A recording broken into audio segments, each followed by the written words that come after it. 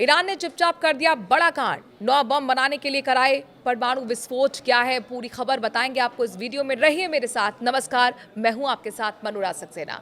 IAEA की ताजा report ने खुलासा किया है कि ईरान ने चुपचाप इम्प्लोजन टेस्ट समेत कई ऐसे प्रयोग किए जो सीधे परमाणु बम बनाने से जुड़े हुए हैं। रिपोर्ट के मुताबिक ईरान ने कम से कम 9 बम डिजाइन तैयार किए हैं और 3 गुप्त साइट्स पर रेडियो एक्टिव सामग्री जमा की है। ईरान ने दुनिया की आंखों में धूल झोंकते हुए एक बड़ा खेल कर दिया है।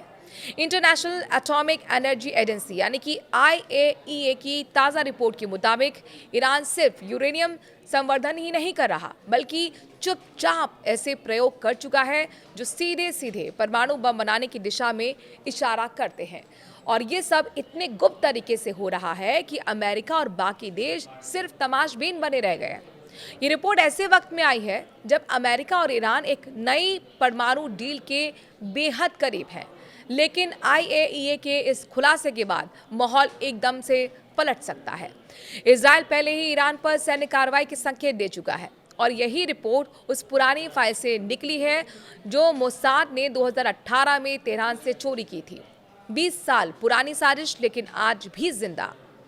IAEA रिपोर्ट के मुताबिक ईरान की ये गतिविधियां 20 साल पहले से शुरू हुई थी, लेकिन देश ने हर डिटेल को रिकॉर्ड संभाल कर रखा और एक्सपर्ट्स का कहना है कि ईरान कभी भी उन प्लान्स को दोबारा एक्टिवेट कर सकता है और 2025 तक परमाणु हथियार बना लेने की काबिलियत हासिल कर सकता है।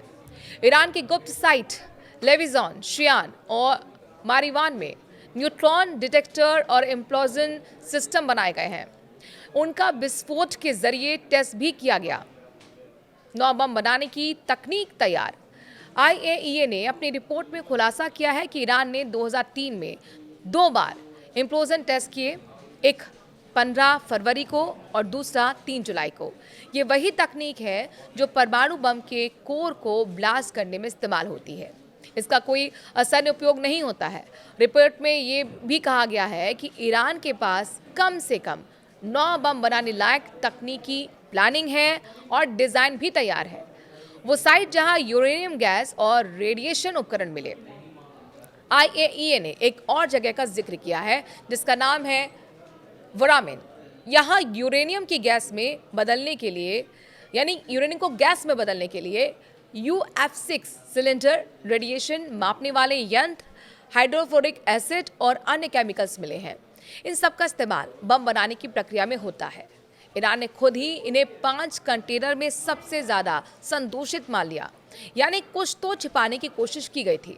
सबसे बड़ा सवाल ये है कि ईरान ने 2009 और 2018 के बीच इन परमाणु सामग्रियों को तुर्कोजाबाद नाम की जगह में छिपा कर रखा और अब उनका कोई अता पता भी नहीं है। साथ ही जेबर IBN हयान नाम की लैब से जो यूरेनियम गायब हुआ है वो भी इसी गुप्त परियोजना का हिस्सा बताया गया है।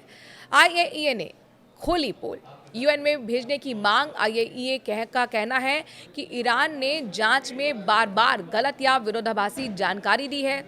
कई सवालों के जवाब अब तक अंधेरे में ही हैं। इस रिपोर्ट को international think tank institution for science and international security ने भी गंभीर माना है।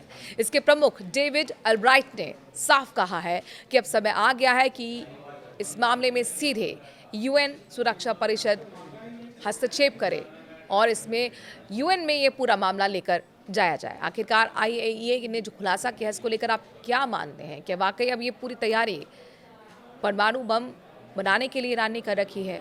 और अगर ऐसा है तो फिर अमेरिका और ईरान के बीच में जो परमाणु डील की बात सामने आ रही है, क्या आपको लगता है खटाई में पड़ेगी?